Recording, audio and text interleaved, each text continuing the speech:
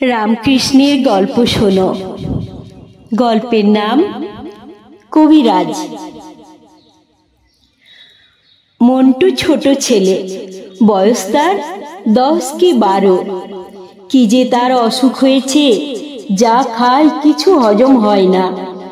যেখানে বসে বসেই থাকে। তার সমবয়সী ছেলেদের মতো ছুটোছুটি খেলাধুলা কিছুই তার ভালো লাগে না।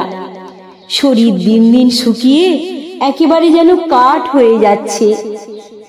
তার মা কত মানত করলেন, কত পুজো দিলেন, ওঝা রোজ এসে কত ঝাড়ফুঁক করলে, কত কবচ তাবিজ দিলে, কিছুতেই কিছু হলো না। পাড়াপড়শিদের কেউ বললে পরিচ্ছোঁয়াজ লেগেছে, কেউ বললে পেতনিতে পেয়েছে, কেউ বললে মুষ্টিযোগ চেষ্টা করে দেখো, আবার কেউ কেউ বললে এসব কিছুতেই হবে না, ভালো একজন ডাক্তার বদ্যি দেখাও। মন্টুর গ্রামের পাশে 3 ক্রোশের মধ্যে কোনো ডাক্তার কবিরাজ নেই। কি করা যায়? একদিন সকালে তার বাবা তাকে নিয়ে 3 ক্রোশ পথ হেঁটে কবিরাজের বাড়ি উপস্থিত হলেন। কবিরাজ বুড়ো মানুষ, কিন্তু খুব নামকরা কবিরাজ। কবিরাজ মন্টুর অসুখের কথা সমস্ত শুনলেন। তারপর তাকে পরীক্ষা করে একটি ঔষধ দিলেন আর বললেন, আরেকদিন এসো, খাওয়া দাওয়ার কথা বলে দেব।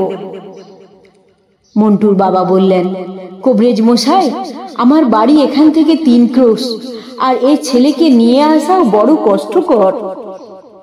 কবিরাজ উত্তর করলেন, তা হোক, আর একদিন নিয়ে এসো। দিন 4-5 পর আবার একদিন মন্টুর বাবা তাকে নিয়ে কবিরাজের বাড়ি এলেন। কবিরাজ আবার তাকে একটু পরীক্ষা করলেন, তারপর খাওয়া দাওয়ার কথা বলে দিলেন। খুব সাবধানে খাওয়া দাওয়া করিস, গুড় খাওয়া ভালো নয়, গুড় একদম খাবি নি, 1 মাসের মধ্যেই অসুখ সেরে যাবে। মন্টু আর তার বাবা চলে গেলেন। কবিরাজের একটি ছাত্র এই দুদিনই উপস্থিত ছিল।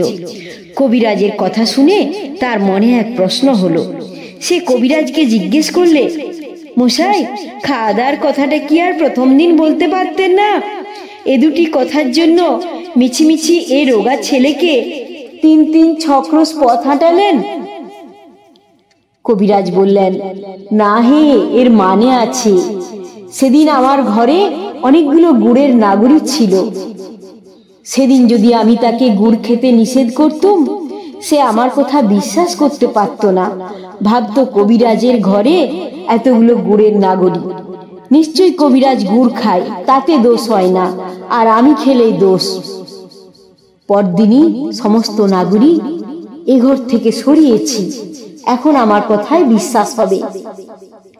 কবিরাজের জ্ঞান দেখে ছাত্র অবাক হয়ে গেল। সে বুঝতে পারলে নিজে পালন না করলে, শুধু মুখে মুখে উপদেশ দিলে তাতে কিছু ফল হয় না।